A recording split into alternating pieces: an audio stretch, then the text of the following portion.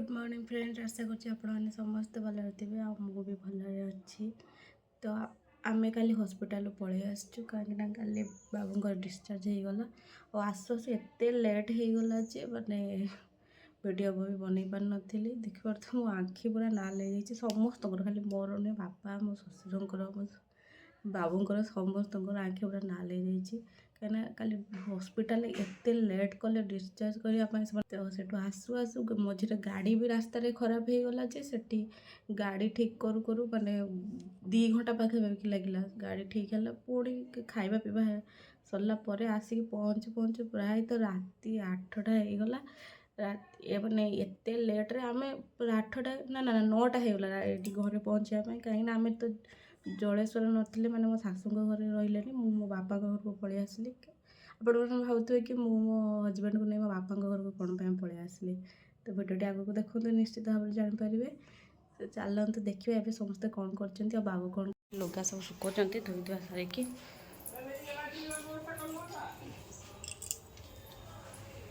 भावुए एत कम करुच्ची झीटा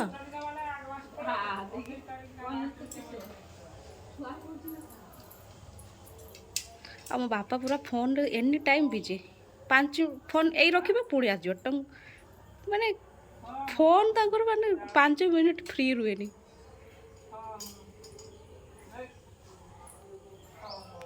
माँ गोटे बाड़ीटे ना बोली गोटे बाउंसटे काटिकी धरई देचे धरवाई गोटे बाउंस काटिकी धरई देचे धरवाई कौच कि मैंने आम काली हॉस्पिटल आने भूली जाइए तो बापा आज नहीं आसवे गोटे या देखु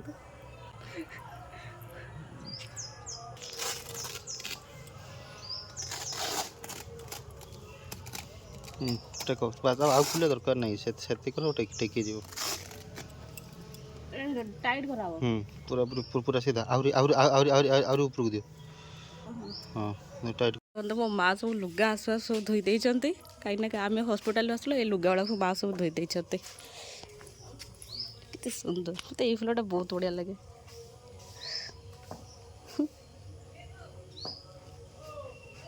मालो झोरी गला कष्ट देनी ताको मु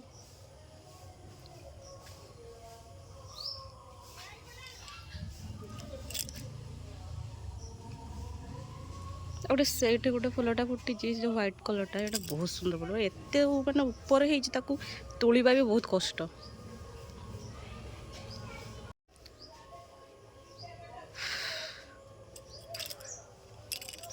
फुलटा एत उंचा रही है तो पाख रही है एत उंचा रही है तुली भी पारनी मो माँ तो डाल सब काटी काटिक लगाने यहाँ आनी मो बड़ मौसी घर से ये देखो मो बापा आसीगले 200 टंका सार्टा पिंधिक जाइए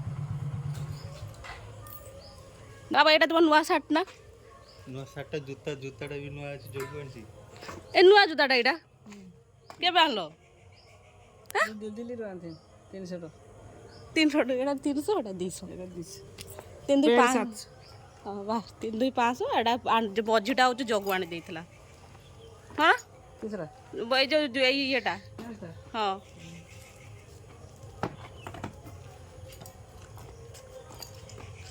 जे बालेश्वर बाबा के जीवे कि आपन संग संग की पूजार मेडिसिन हमके दिथांते जाइछा वो सिरा गिरा ता के मुनी हां हां रविवार वाले भी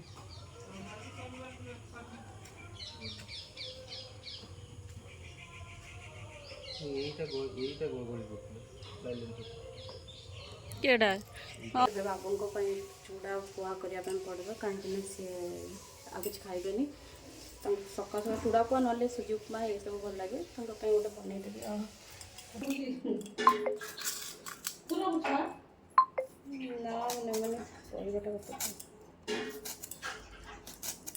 गाधे सारा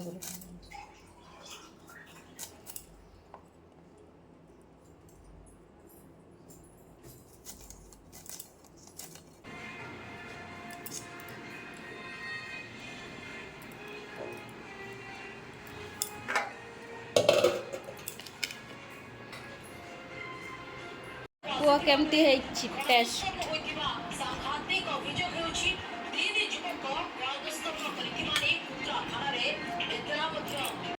ଏଠି ମୋ ରୋଷେଇ ସରିଗଲା। ବାବୁଙ୍କ ପାଇଁ ମୁଁ ଗୋଟେ ଖାଇବା ତାଙ୍କୁ ଦେଇଦେଇଛି, ସେ ଖାଉଛନ୍ତି ବର୍ତ୍ତମାନ ବସି। ତେବେ ଗାଧୁଆ ସାରି ପଳେଇ ଆସିଲି। ଏବେ ଦେଖିବା ମୋ ମାଆ ଏଠି ପୂଜା କରୁଛନ୍ତି। ଯେହେତୁ ଆଜି ଟିକେ ଗାଧୋଇବା ପାଇଁ ଲେଟ୍ ହେଇଗଲା, ଲୁଗା ସଫା ହେଉଥିଲା। ତାପରେ ମୁଁ ତ ଲୁଗା ସଫା କରିନି, ଖାଲି ଶୁଖେଇ ଦେଉଥିଲି ଆଣିକି। ଆଉ ଟିକେ ଲେଟ୍ ହେଇଯାଇଛି, କାଲି ଯେହେତୁ ରାତିରେ ଟିକେ ଶୋ ଲେଟ୍ ହେଇଯାଇଥିଲା ସେଇଥିପାଇଁ। ଆଉ ଏବେ ଗାଧୁଆ ସରିଯାଇଛି। ଏବେ ଖାଇବା, ଟିକେ ଆଗେ ଠାକୁରଙ୍କୁ ପ୍ରଣାମ ହେଇଯାଅ। ମାଆ ଏବେ ପୂଜା କରୁଛନ୍ତି। ଚାଲନ୍ତୁ, ଏଇଠି ଆମ ଠାକୁର ପୂଜା ସରିଯାଇଛି।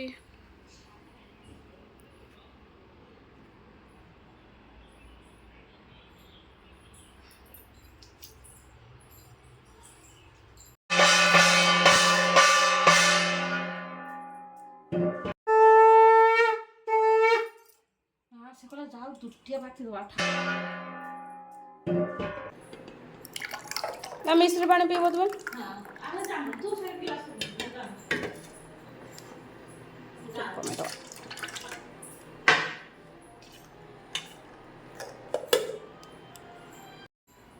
ତେବେ ମୁଁ ଆଗ ମିଶ୍ରି ପାଣିଟେ ପିଇଦେବି।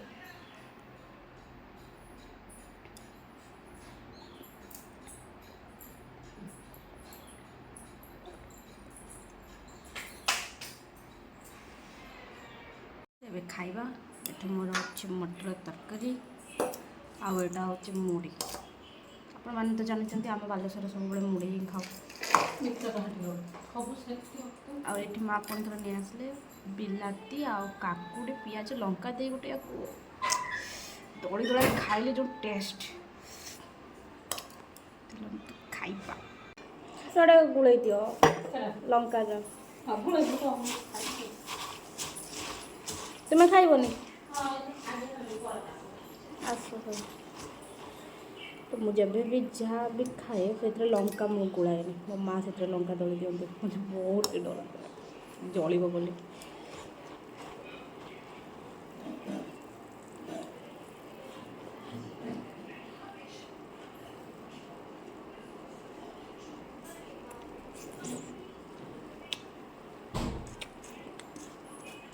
ସକାଳୁ ଯାହା ଖାଉ ମୁଢ଼ି ନ ଖାଇଲେ ଶାନ୍ତି ନାହିଁ।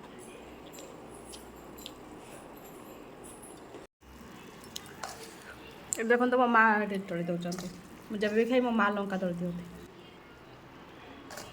ଓହୋ ଆଜି ଟିକେ ଡେରି ହେଇଯିବ, କାଲକେ ଆଉ ସେତିକି ତା ପାଇଁ ମୁଢ଼ି ଖାଇ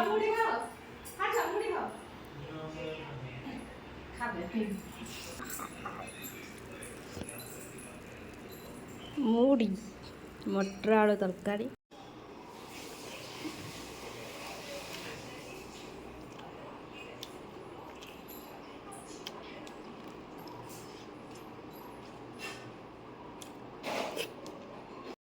ପରିବା ସବୁ ଏମିତି ଆସିଛି, ସବୁ ପଡ଼ିଛି, ଆଉ ସବୁ ଫ୍ରିଜ୍ରେ ରଖିବା ପାଇଁ ପଡ଼ିବ। ମାଆକୁ କହିଲେ ମୁଁ ରଖିଦେଉଛି।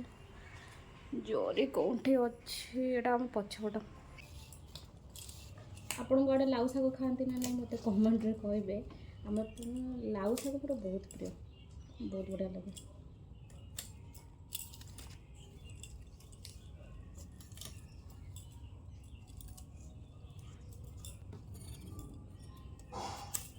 ଏତିକି ଗୁଡ଼ା ଦେଉଛନ୍ତି, 10 ଟଙ୍କା ନେଉଛନ୍ତି। ଆମ ମାନେ ମୋ ମାଆ ଯେଉଁ ଲଗେଇଥିଲେ ଲାଉ ଖଡ଼ା, ସେ ଲାଉ ଥିଲା ଆମେ ଖାଉନଥିଲେ, ତାକୁ ଖାଇବା ପାଇଁ ଭଲ ଲାଗୁନଥିଲା, ଏମିତି ହେଉଥିଲା। କିନ୍ତୁ ଏବେ ସରିଯାଇଛି, ଯେତେବେଳେ ଦରକାର ହେଉଛି ଆମକୁ ମାନେ ଏତିକି ଟିକେ ଆଣିବା ପାଇଁ ହେଉଛି 10 ଟଙ୍କା। ଭାଇ ତ ଏଇଟା ହେଉଛି ମୋ ଭାଇର ରୁମ୍। ମୋତେ ମୋ ଭାଇ ରୁମ୍ଟା ବହୁତ ଭଲ ଲାଗେ, ମୋତେ ବହୁତ ଭଲ ଲାଗେ। ତା ରୁମ୍ଟା ମୋତେ ବହୁତ ପସନ୍ଦ। ମୁଁ ମୋ ରୁମ୍ ଅପେକ୍ଷା ତା ରୁମ୍ରେ ବହୁତ ବସେ, ମୋତେ ବହୁତ ଭଲ ଲାଗେ ତା ରୁମ୍ଟା। ତା ରୁମ୍ରେ ସବୁବେଳେ ଚନ୍ଦନ କର୍ପୂର ଏଇଭଳିଆ ବାସ୍ନା କରେ। ସେ ସବୁଆଡ଼େ କର୍ପୂର ଚନ୍ଦନ ଏଗୁଡ଼ାକୁ ମାନେ ସେ ତା'ର ସବୁବେଳେ ସେଇଭଳିଆ ସବୁ ପରଫ୍ୟୁମ୍ ସବୁ ଆଣିଛି। ସେମିତି ସବୁବେଳେ ମୋ ମାଆ ତା ରୁମ୍ରେ ଟିକେ ସ୍ପ୍ରେ ରହୁ ନ ରହୁ ତା ରୁମ୍ରେ ଟିକେ ସେଇ ସେଣ୍ଟ ଟିକେ ଢାଳି ଦେଇ ପଳେଇଯାନ୍ତି। ବଢ଼ିଆ ବାସ୍ନା କରେ, ମୋତେ ବହୁତ ବଢ଼ିଆ ଲାଗେ। ତ ଆଜି ରୋଷେଇ ହେବ ଡାଲି, ଲାଉ ଶାଗ ଭଜା, ଭେଣ୍ଡିକୁ ମସଲା ଦେଇକି ଗୋଟେ ଭଜା ହେବ ସୋରିଷ ମସଲା ଦେଇକି, କଲରା ଭଜା, ଆଳୁ ବିଲାତି ଗୋଟେ ଚଟଣି, ଗୋଟେ ପାଗ ଥିବ ବଢ଼ିଆ।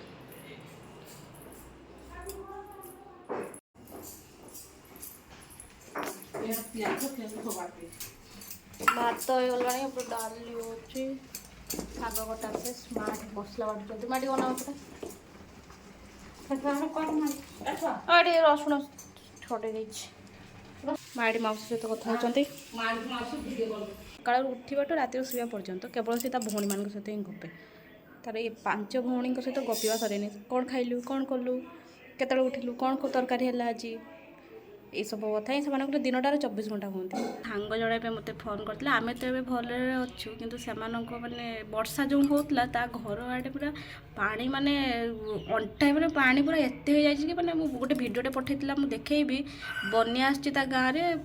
ମୁଁ ଭାବିଲି ମୁଁ କହିଲି ତୁ ଭାସି ଯାଇଛୁ ନା ଅଛି? ଗଲା ନାଇଁ ମୁଁ ତ ଅଛି, ତୋତେ ପଠଉଛୁ, ଦେଖ କେତେ ବଡ଼ ନା ବର୍ଷା ହେଇକି ତା ଗାଁରେ ପୁରା ବନ୍ୟା ହେଇଯାଇଛି।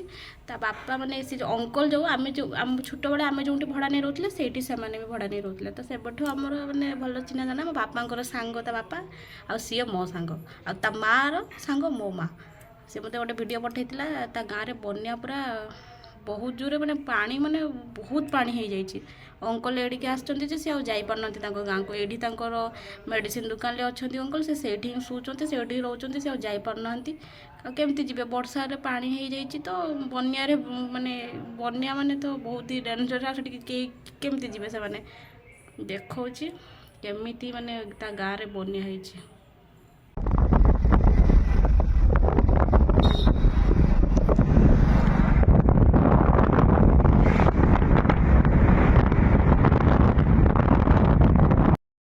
ଆଉ ସବୁଠୁ ବଡ଼ କଥା ହେଉଛି, ଆପଣମାନେ ଭାବୁଥିବେ କି ମୁଁ ମୋ ହଜବେଣ୍ଡ ମାନେ ସିଏ ଅପରେସନ୍ ହେଇସାରିଲା ପରେ ସିଏ ତାଙ୍କ ଘରକୁ ନ ଯାଇକି ସିଏ ଆମ ଘରକୁ କ'ଣ ପାଇଁ ଆସିଲେ।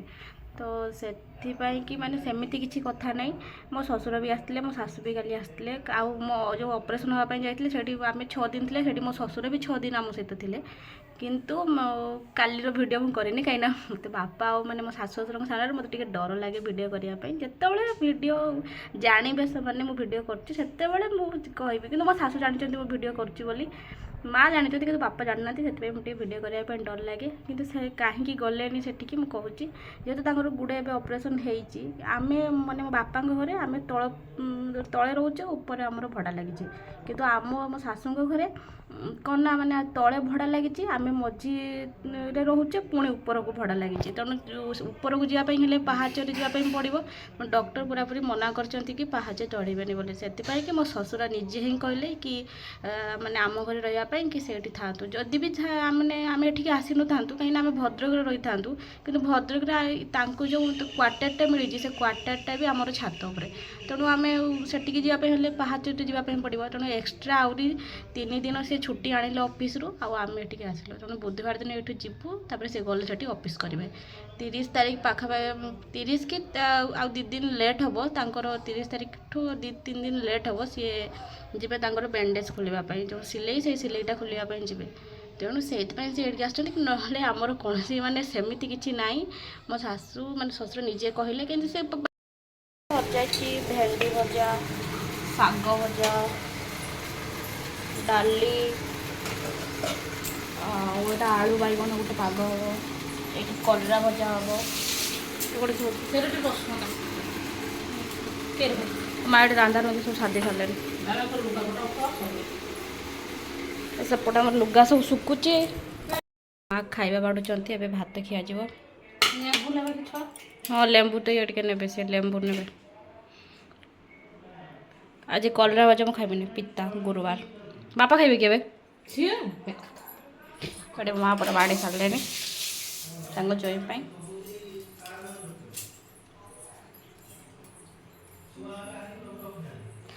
ଖାଲି ଖିଆଯିବ। ଏଠି ଭାଇ ସହିତ କଥା ହେଉଛନ୍ତି ବୋଧେ।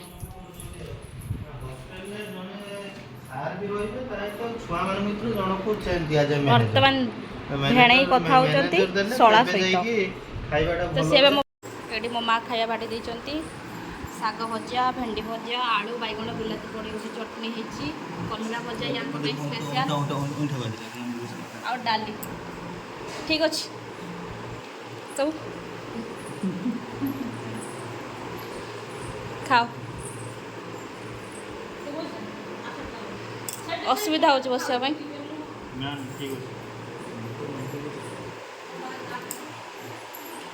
ମୋ ବାପା ତ ଏବେ ଆସି ପଖାଳ ଖାଇଲେ।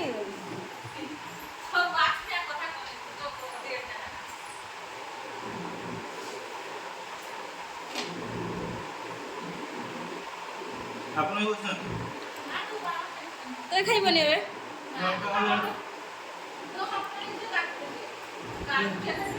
ବାପା ତ ପଖାଳ ଖାଇଛନ୍ତି ଆପଣ ଦିଟା ଖାଇଛନ୍ତି ଭାଇ କିସ କହୁଥିଲା ରୁମ୍ରେ ଅଛନ୍ତି ମୁଢ଼ି ଖାଉ ମୁଡ଼ି ଖାଉଛି ଦେଲେ ତାପରେ ପୁଣି ଯିବ କଲେଜ ହଉ ଏବେ ମୁଁ ଖାଇବା ପାଇଁ ପହଞ୍ଚେଇଛି ଏବେ ମୁଁ ଖାଇବି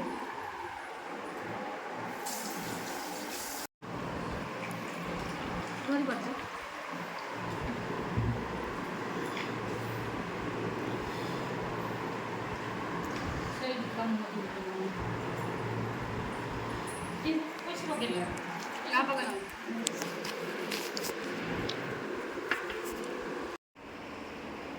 ସନ୍ଧ୍ୟା ହେଇଗଲାଣି ଏଠି ମୋ ବାପା କ'ଣ ନେଇ ଆସୁଛନ୍ତି ମୁଁ ଦେଖାଉଛି ଆଜି ଆମ ଗାଁରେ ମାର୍କେଟ ଥିଲା ସୋମବାର ଗୁରୁବାର ଆମ ଗାଁରେ ମାର୍କେଟ ସୋମବାର ଗୁରୁବାର ଆମ ଗାଁରେ ମାର୍କେଟ ବସେ ତ ମୋ ବାପା ମାର୍କେଟରୁ କ'ଣ ନେଇ ଆସୁଛନ୍ତି ମୁଁ ଦେଖାଉଛି ମୋ ଫେଭରେଟ୍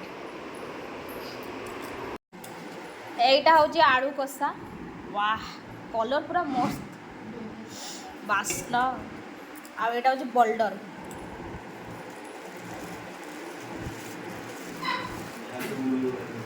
এটা হচ্ছে বল্ডর যাকে কুহতি গুলগুলা আমার এপটে গুলুগুলা আর এটা কুহতি বল্ডর না কোন আমার এপটে কুহতি তাকে গুলগুলা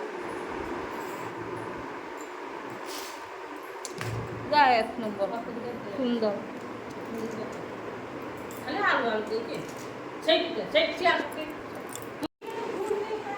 সুন্দর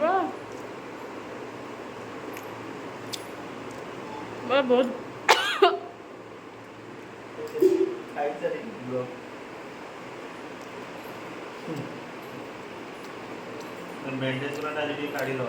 आलू कषा ता सामू मुड़ी खाइबार जे मजा चलतु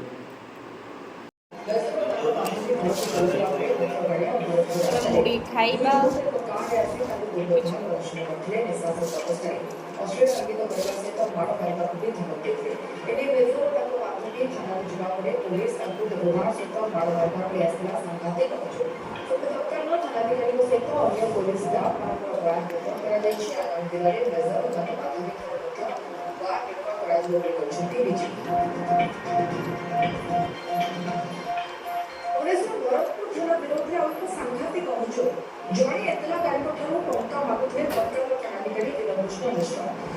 आलू कषा मुड़ी ता संग गोटे पियाज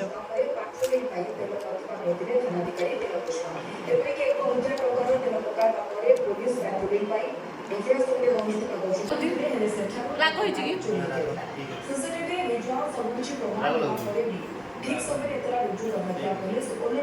मेला बस कहीं विश्वकर्मा पूजा पकुड़ी नहीं आस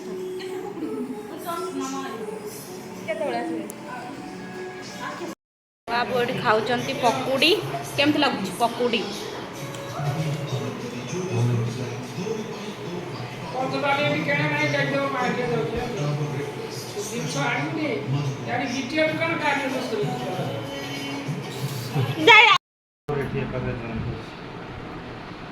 माटिक जाओ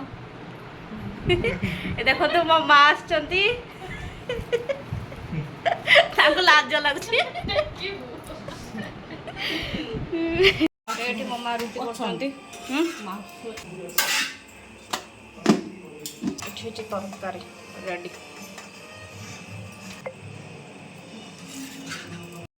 बाबू तो खाई सारे गोड़ टे पेन करुच्ची मेडिसिन खाई शुई पड़ते मु खाऊ भल लगुनि गोड़टा पेन करुच्ची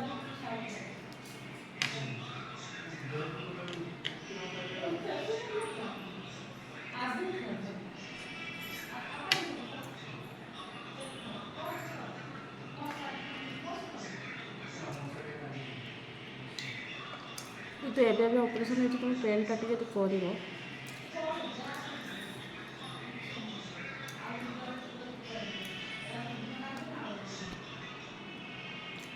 मो माँ पाखे अच्छा मुझे खाई गला माँ आसले खाइबे गुड नाइट फ्रेंड्स आज भिडियोटी मुझे शेष करुच्ची आशा करुच्ची आपण मानक मो भिडियोटी भल लगी मो भिडियोटी आपण मानक भल लगी मो चैनल को सब्सक्राइब करेंगे कमेंट करेंगे लाइक करेंगे शेयर करेंगे जय जगन्नाथ टाटा।